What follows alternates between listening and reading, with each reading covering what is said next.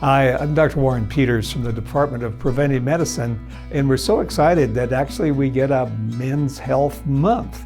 And everybody knows about menopause for women. Women have menopause and they go through all kinds of things with hot flashes and the foggy thinking and all these things. But what about us guys? Well, we call it andropause. So if your woman can have menopause, you can have andropause. So andropause comes on a little more slowly. And maybe 15, 20 years ago when we started looking at men's health, started to actually measure men's hormones, it seemed a little fringy, and possibly it actually was.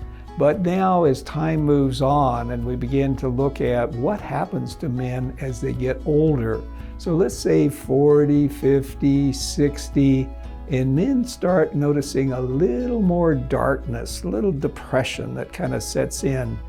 And then the motivation factor, that's another thing where the honeydews just don't get done. Then if you're in an executive class and you're kind of hanging out with other people and you notice that your edge is just not the same. You go, oh yeah, well maybe that's okay, yeah, whatever, okay, I'll raise my hand. Then you got to watch out, because that's symptoms of andropause. Now you notice I didn't say anything sexual. I didn't talk about erections. I didn't talk about libido. I talked about psychology. So when that depression kind of moves in, when that cutting edge, that decisiveness kind of fades out, let's start thinking about what is the hormone level of this gentleman. And we actually measure unbound, free, get this, estrogen, unbound, free testosterone. Now the reason why we do unbound is those are the biologically active. So as men and women, as we get older, we make more sex hormone binding globulin. So if you just measure a total testosterone, you're going to miss what's actually working, what's really biologically active. And if you have symptoms and you find that there's a decline in the unbound, the free testosterone, and you begin to see a little rise in the unbound free estrogen, it might be time for action. So what are our action options? So the molecule of testosterone is big, and so you can't take a pill because the molecule is so big that we'll actually digest it. So we're going to have to do something dermal. We're going to have to go dermal or injection IM.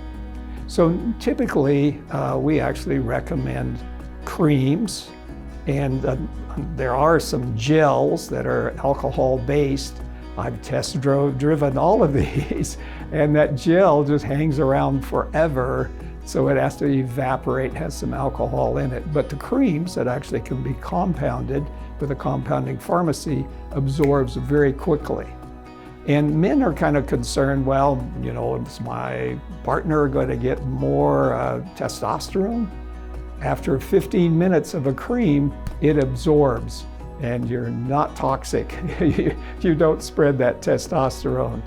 And what you'll notice over time means maybe 3 weeks, 4 weeks, something like that there's a sense of energy, there's a sense of decisiveness, maybe even this darkness, because some of that depression is because I'm not getting stuff done. And now with that testosterone back in place, it starts working. So if men want to go a little bit further with that, and the testosterone is, they don't want to use a cream, they can use an IM injection. But watch out, because when we use IM testosterone, it actually increases our red blood cell count significantly. The creams, a small amount, injections, a large amount. So then men have to start thinking about, well, I better donate some blood, because now my hemoglobin is higher than what would be ideal. Now let's move over here a little bit on the sexual side. So there's a huge difference between libido and function. So libido is obviously testosterone driven. Function has almost nothing to do with hormones. It has to do about getting older, and the tissue that surrounds the penis actually gets laxer, and we need more volume. And that's where the Cialis and the Viagra come in. So as you probably remember, Viagra was an accidental finding, and that was actually a treatment for, of all things, pulmonary hypertension.